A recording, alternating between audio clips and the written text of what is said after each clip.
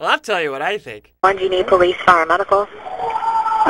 Maybe both. I'm not sure. There's just someone screaming outside. Okay. And is it a male or female? It sounds like a male. And you don't know why? I don't know why. I think they're yelling help, but I don't know. Just send someone quick. Say, stop. Okay. Does he look hurt to you? Can you see him? I can't see him. I don't want to go out there. I don't know what's going on. So they're sending him. So you think he's yelling help? Yes. All right. What is your phone number? Just there's gunshots. This is a tragedy. I can only imagine what these parents are going through. I'm angry, not because a black boy is dead, but because a child is dead. Chased down by a hoodlum, a 250-pound man with a gun who thinks he's Wyatt Earp. Chases this boy down, this child down, this baby down, this son down, and kills him. Over what? A hoodie? And he justifies it because he has a broken nose, supposedly, and some scratch marks? You're not the victim. You're not even a man, George. George Michael Zimmerman had a 9mm gun. Trayvon Martin had a bag of Skittles. The bottom line in this entire tragedy is that George Zimmerman killed an unarmed young man. There's no debating that point. Is Florida so far gone that they allow citizens to murder other citizens without any fear of being arrested? Really? We don't have the grounds to arrest him. According to this partial police report, Kutcher is one of 6 eyewitnesses Sanford police took a statement from that night. Kutcher said it was short and police never questioned her in detail until after she repeatedly reached out to them. Blew us off. And I called him back again and I said, I know this was not self-defense. There was no punching, no hitting going on at the time, no wrestling. Kutcher believes even if Martin got the best of Zimmerman, it's no excuse to kill an unarmed teenager. What was George Zimmerman's motivation for killing Trayvon Martin? He looked at him and assumed the worst. He was wearing a hoodie, he was black, he was carrying Skittles for a weapon, and Zimmerman decided to escalate it. Was he trying to be a hero to his community for killing a suspicious individual? Hey folks, it's a neighborhood watch. You don't need a gun to watch. Are we now going to ban hoodies instead of changing our gun laws? I think the hoodie is as much responsible for Trayvon Martin's death as George Zimmerman was.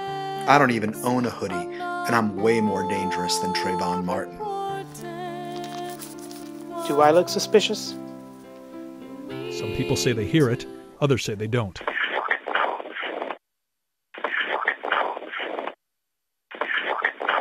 For all the people out there making excuses for George Zimmerman, if Martin had been a white kid instead of a black kid, I wonder then what you'd be saying. You'd be calling for his head. In 1955, 14-year-old Emmett Till was brutally murdered by 2 white men for being rude to a white woman.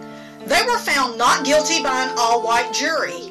Now, almost 56 years later, 17-year-old Trayvon Martin is murdered by neighborhood watch vigilante George Zimmerman for WWB, walking while black. To date, Zimmerman has not been charged for this murder. Is this progress? Status check. Nearly 50 years after the passage of the Civil Rights Act of 1964, teenage black boy gets shot to death by a 250-pound man armed with a fully loaded 9mm semi-automatic and has an SUV. And now, a month after his death, his name is being smeared and he's being called a gangster, a gangbanger, a shoplifter, blah, blah, blah, by right-wing butt boys from AndrewBreitbart.com, Pat Dollar. This is how far we've come in 50 years. Do I look like a thug? You know what? Don't even bother answering it, because the answer is irrelevant. There is no more basic right in America than the ability to walk down the street and not be bothered. By the way, if you chase somebody down the street, you can't then claim that you're scared of them. Just stay in your car. Don't chase somebody down the street carrying a gun, get in an altercation with them, and then claim I was self-defense. It wasn't. It is absolutely imperative that we investigate every aspect of this, and that everybody pulls together, federal, state, and local, to figure out exactly how this tragedy happened. Many inaccuracies in statements, police reports, and accounts have surfaced since the death of Trayvon Martin. This is an absolute truth. If George Zimmerman, under the influence of faulty suspicions, had not pursued Trayvon Martin armed with a gun, a young black man that was doing nothing wrong would have survived. Zimmerman caused Trayvon's death. His actions made it possible. There is but one place to lay the blame for this senseless tragedy, and that is at the feet of George Zimmerman. This is the product of perpetration of the idea that some people are not worthy of justice, and that those people are overwhelmingly young and black and male.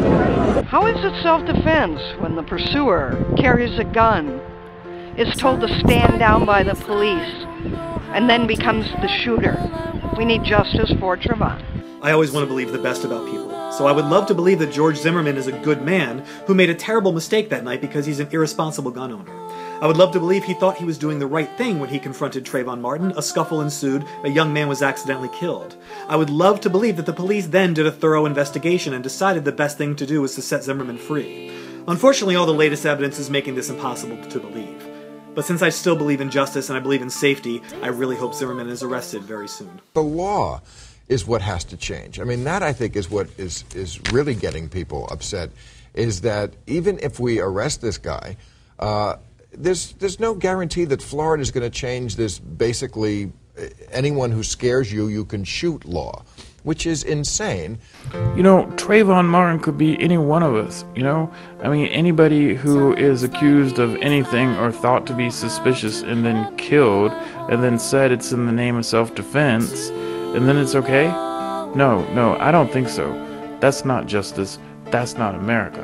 We're better than that. It's really a sad commentary on our times, both in terms of the reaction, in terms of the fact that it happened to begin with. But I'm also really worried about this moving into the election. Jesse Jackson, Reverend Jesse Jackson, said something very interesting. He said, if you wear a hoodie but don't register to vote, you've got the symbolism, but you didn't get the substance of the message. And I think that's really true. You know, I think the best thing we can do for Trayvon as the case works its way through the system, as it hopefully works its way through the system, is to get to the ballot box and to get the kind of elected officials we need to address these kinds of issues in an appropriate way. I can't think of any better memorial. My 17-year-old son went out last night. He has blonde hair and green eyes. I worried about him, but I didn't have to worry about him being racially profiled. And I'm so lucky in that way. The racial profiling against our kids of color in this country has got to stop. And so does the unjustified and unwarranted murders. I am Trayvon Martin. But my main message is to the parents of Trayvon Martin. You know, if I had a son, he'd look like Trayvon. Tell me about Trayvon's normal demeanor. Is he a happy kid? Is he a serious kid? Normal demeanor is happy. He's listening to music. He's eating chicken. He's eating everything. Whatever's in the fridge. Everything. I mean, it certainly sounds like that word to me. 4 white guys sitting around an office on an army base. One white guy says, "Hey, what's a cocoon?" "It's a nigger." Looks up to see a black guy standing in the office door. He stands there a minute, just walks away without saying a word. Tiny bit of what it's like to be black in America. Equality may perhaps be a right, but no power on earth can ever turn it into a fact. Honoré de Balzac. Rest in peace, Trayvon. I just want answers from the police department about what happened with my son. I made a promise that I won't stop until justice is brought for my son. Is this about racism? Of course. I can't believe we're even asking that question. I think all of us have to do some soul searching to figure out how does something like this happen. That's pretty much it. Seeing eye to eye, you'll see clearly.